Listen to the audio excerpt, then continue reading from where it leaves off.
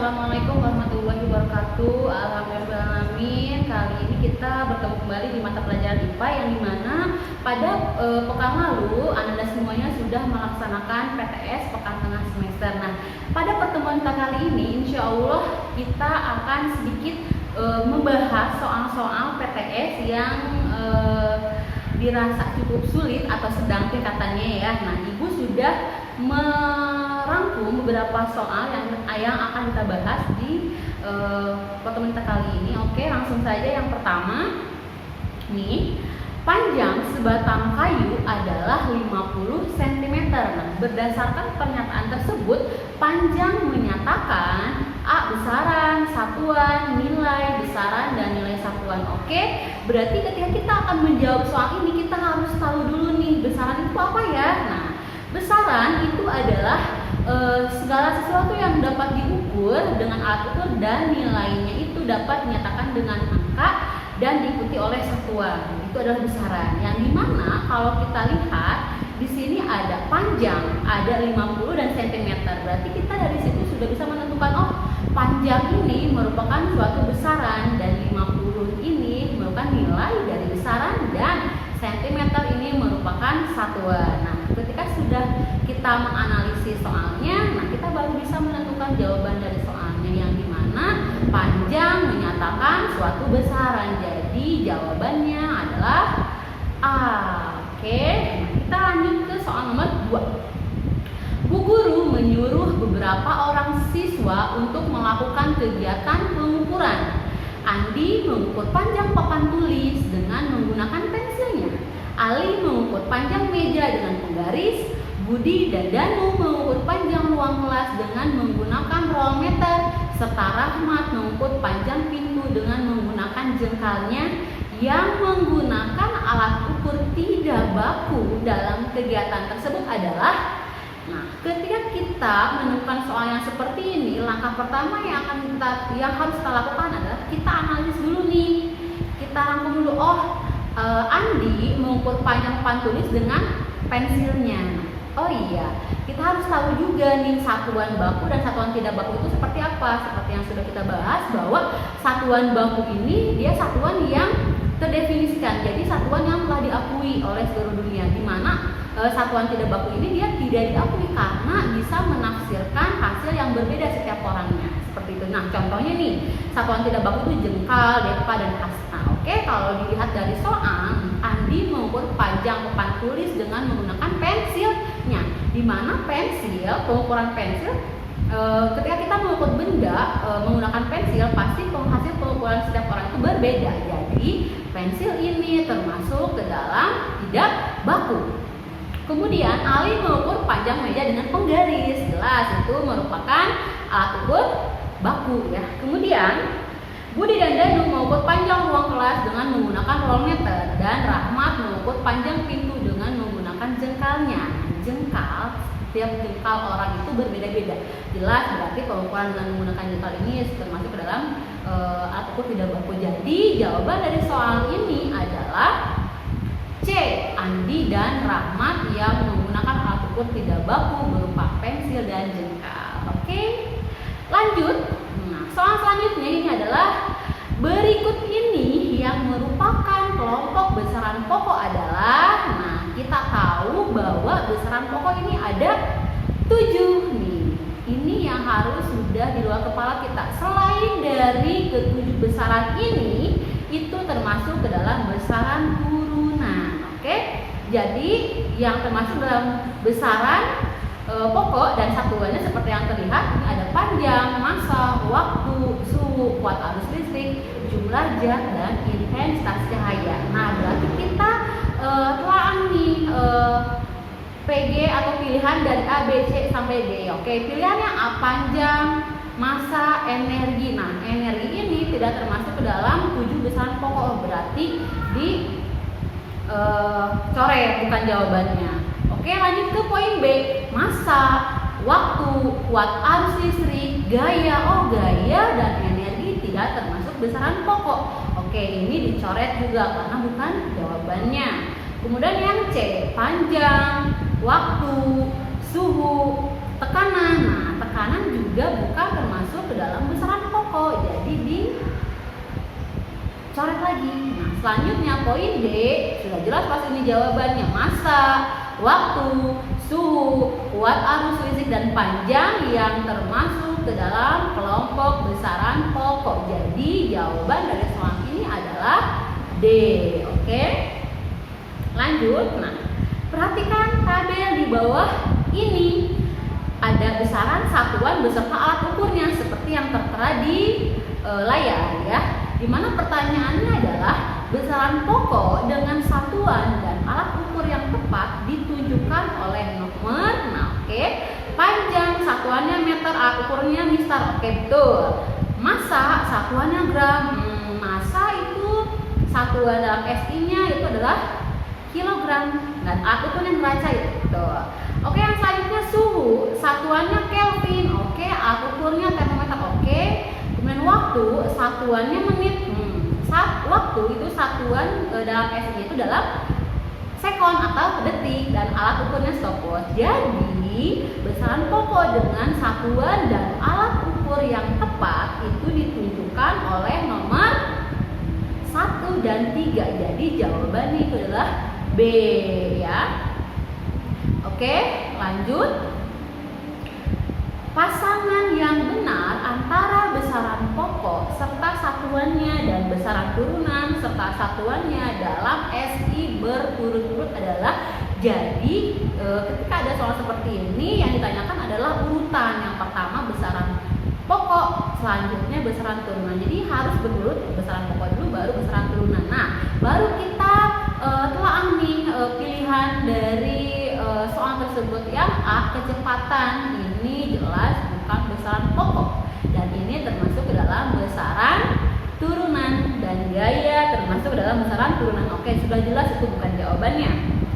B, jumlah zat atau mol. Oh, ini termasuk besaran pokok dan tekanan ini termasuk dalam besaran turunan. Oke, dengan satuannya jumlah zat mol dan tekanan itu Newton per meter atau meter pangkat 2. Oke, yang C ini panjang satuannya meter dan waktu satuannya sekon. Oh, ini berarti dua-duanya besaran pokok. Oke, yang poin D itu percepatan satuannya meter per sekon kuadrat. Oke. Dan kuat arus listrik satuannya ampere. Oke, betul. Tapi urutannya ini adalah besaran turunan dan besaran pokok. Jadi yang memenuhi kriteria dari soal, nah jawaban yang betul itu adalah B, di mana jumlah zat satuannya mol termasuk besaran pokok dan tekanan termasuk dalam besaran turunan satuannya Newton per meter persegi. Seperti itu ya. Oke, lanjut. Soal selanjutnya adalah alat yang paling tepat digunakan untuk mengukur tebal kertas adalah mistar, jangka sorong, mikrometer skrup, dan meteran roll. Nah, kita harus tahu bahwa tebal kertas itu kan tipis ya, berarti kita membutuhkan alat ukur yang mempunyai tingkat ketelitian yang lebih besar tingkat ketelitiannya ya. Dimana berarti kita harus tahu nih tingkat ketelitian dari macam-macam alat ukurnya, dimana mistar mempunyai tingkat ketelitian 0,1 cm, jangka sorong mempunyai tingkat ketelitian 0,01 cm, mikrometer skrup mempunyai tingkat ketelitian 0,01 mm. Semakin kecil tingkat ketelitiannya, ketelitian dalam pengukuran suatu benda itu akan semakin besar dan lebih akurat. Nah, oh berarti alat untuk mengukur tebal kertas ini digunakan mikrometer skrup. Oke, jawabannya adalah C. Oke, soal yang selanjutnya, untuk mengukur volume batu yang tak teratur bentuknya digunakan, nah, seperti yang ada di gambar itu ada gelas ukur. Oke, jadi jawabannya adalah C. Oke, selanjutnya, nah, sebuah pengukuran volume benda yang bentuknya tak teratur memberikan hasil seperti pada gambar berikut. Nah, ini pengukuran dari sebuah bendanya. Volume benda tersebut adalah, nah, ketika kita menemukan soal yang seperti ini, berarti kita harus menelaah apa saja yang diketahui di soal dan apa yang ditanyakan dalam soalnya. Jadi tidak langsung kita isi gitu. Jadi harus ada penjabaran dari penyelesaian soal tersebut. Oke, berarti kalau dilihat dari gambar, oke, volume air awal atau V1 itu adalah 150 mili. Oke, volume kemudian belas ukur yang telah dimasukkan oleh benda. Nah, berarti volume air akhir, nah atau V2 itu setelah ditambahkan benda itu menjadi 200 mili. Nah, jadi yang ditanyakan itu adalah volume benda kan. Oke, jadi ketika ditanyakan volume benda, kita tinggal menuliskan saja selisih antara volume akhir dengan volume awalnya. Jadi didapatkanlah volume benda ini adalah 50 mili ya. Jadi yang harus diingat bahwa volume benda itu adalah selisih antara volume akhir dengan volume awal. Mudah-mudahan dapat dipahami ya. Oke, jadi di soal ini jawabannya adalah C. Oh maaf, salah nulis, jawabannya D, 50 mili. Oke, lanjut. Oke nih.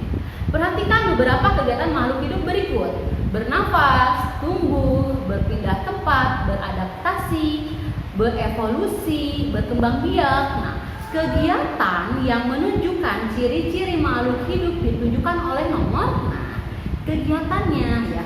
Jadi kalau dilihat dari data tersebut lebih condong ke poin B. Jawabannya itu tumbuh, berpindah tempat, dan juga berkembang biak. Itu adalah kegiatan yang menunjukkan ciri-ciri dari makhluk hidup. Oke, kita lanjut. Nah, tumbuhan mampu membuat makanan sendiri yang disebut. Nah, kita tahu bahwa makhluk hidup itu ada yang sifatnya heterotrof dan autotrof. Apa itu heterotrof? Nah, kita ingat kembali ya bahwa heterotrof itu adalah organisme atau makhluk hidup yang tidak bisa menghasilkan makanan sendiri. Contohnya kayak hewan dan manusia. Sedangkan tumbuhan ini termasuk dalam organisme atau makhluk hidup autotrof yang bisa menghasilkan makanan sendiri. Nah, dengan cara apa? Dengan cara proses fotosintesis. Jadi jawabannya itu adalah B, bahwa tumbuhan mampu membuat makanan sendiri yang disebut dengan autotrof. Oke? Lanjut. Nah, pemberian tata nama ganda diatur dalam kode internasional yang disebut dengan, nah ingat ya, disebut dengan nomenklatur atau binomial nomenklatur gitu. Jadi jawabannya adalah A. Oke, kita lanjut. Nah, ini masih berhubungan dengan binomial nomenklatur atau sistem penamaan ganda. Zimais adalah nama ilmiah dari jagung, di mana dalam sistem atau nama ilmiah itu terdiri dari dua kata. Oke, di mana kata pertama dalam Zimais ini menunjukkan genus atau disebut juga dengan marga, dan kata kedua ini disebut dengan spesies atau jenis. Jadi kata depan pada nama ilmiah tersebut menunjukkan apa? Genus. Jadi jawabannya adalah C. Gitu ya. Oke, selanjutnya nih, tingkatan taksonomi yang paling banyak memiliki persamaan adalah, nah kita harus ingat dulu nih bahwa Carolus Linnaeus ini taksonomi itu dia melakukan sebuah klasifikasi atau pengelompokan makhluk hidup dengan membuat suatu urutan tingkatan klasifikasi yang disebut dengan takson. Di mana yang terlihat di gambar, nah itu urutan taksonnya dari yang paling tinggi ke yang rendah itu ada kingdom, phylum, kelas, ordo, family, genus, dan spesies. Di mana dari yang paling tinggi ke yang paling rendah gitu ya, dari kingdom ke spesies itu akan semakin banyak persamaannya. Ketika semakin banyak persamaannya, maka jumlahnya juga akan semakin sedikit. Jadi tingkatan taksonomi yang paling banyak memiliki persamaan ini adalah spesies. Jawabannya adalah D. Tuh. Oke. Nah, tingkatan klasifikasi pada dunia tumbuhan. Nah, kita masih membahas ini. Jadi klasifikasi makhluk hidup. Nah, yang berbeda pada tumbuhan itu, kalau di hewan itu filum, kalau di tumbuhan itu divisi. Jadi tingkatan yang paling benar, yang paling tepat urutannya adalah A, di mana divisi, kelas, kemudian ordo, family, genus, dan spesies. Seperti itu ya. Mudah kan? Mengapa makhluk hidup? Mengapa makhluk hidup di dunia ini perlu diklasifikasikan? Yang seperti kita tahu bahwa banyak sekali keanekaragaman yang ada pada makhluk hidup, mulai dari banyak perbedaan dan juga persamaannya, perbedaan jenis, sifat, ciri-ciri. Nah, karena adanya perbedaan itu, maka diperlukanlah suatu klasifikasi atau pengelompokan makhluk hidup. Nah, jadi pengelompokan makhluk hidup ini dilakukan untuk kita mengetahui hubungan kekerabatan antar makhluk hidup, membantu dalam pemberian nama makhluk hidup, dan juga untuk mempermudah kita dalam mempelajari serta mengenali makhluk hidup. Oke, kita langsung ke soal selanjutnya. Nah, di sini masuk ke pengukuran pengukuran panjang. Nah, suatu benda diukur menggunakan jangka sorong. Tuliskan hasil pengukuran benda menggunakan jangka sorong berikut. Nah, seperti yang terlihat di gambar, yang harus dilakukan pertama, kita harus menentukan dulu skala nonius dan skala utamanya. Di mana skala nonius ini, nah yang terlihat di gambar itu ditentukan dari garis sebelum angka 0 pada skala nonius, itu adalah skala utamanya. Di mana pada gambar skala utamanya ini adalah 3,7 cm. Selanjutnya kita harus menentukan skala noniusnya nih. Nah, di mana skala nonius itu ditentukan dari garis yang sejajar antara skala nonius dan skala utama. Nah, seperti yang terlihat di gambar, di mana skala noniusnya itu adalah di garis ketiga ya. Jadi 3 kali 0,01 cm. Kenapa dikali 0,01 cm? Di mana ini adalah tingkat ketelitian dari jangka sorong gitu. Selanjutnya baru kita menentukan hasil pengukuran, di mana hasil pengukuran itu ditentukan dari skala utama ditambahkan dengan skala noniusnya ya. Jadi hasil pengukuran jangka sorong dari soal ini hasil pengukurannya adalah 3,73 cm seperti itu ya. Tuliskan hasil pengukuran benda menggunakan mikrometer skrup berikut. Oke, nah ketika ada soal ini kita sama caranya harus menentukan skala utama dan skala noniusnya dari mikrometer skrup. Kita tahu tingkat ketelitian dari mikrometer skrup ini adalah 0,01 mm ya. Dimana, nah yang seperti dikasih tanda itu adalah skala utamanya, dilihat dari sebelum garis pada skala noniusnya. Berarti di situ didapatkanlah skala utama adalah 4 mm.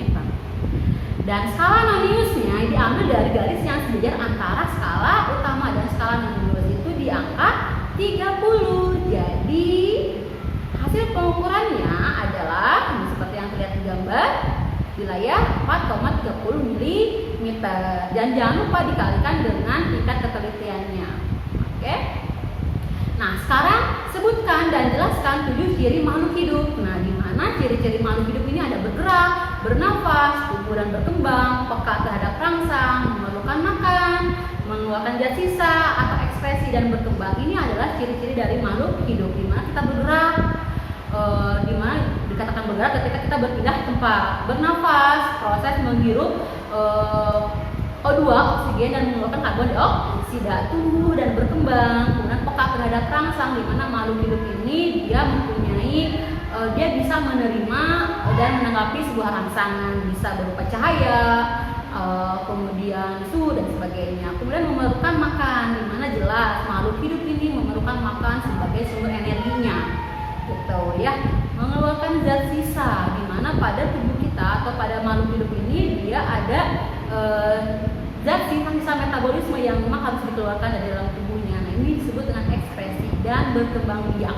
Di mana berkembang biak ini adalah proses bertambahnya keturunan, dan setiap makhluk hidup ini pasti mengalami proses perkembangbiakan. Oke, seperti itu. Ya, mudah-mudahan pembahasan dari kita kali ini dapat dipahami dengan baik. Terima kasih. Wabillahi taufiq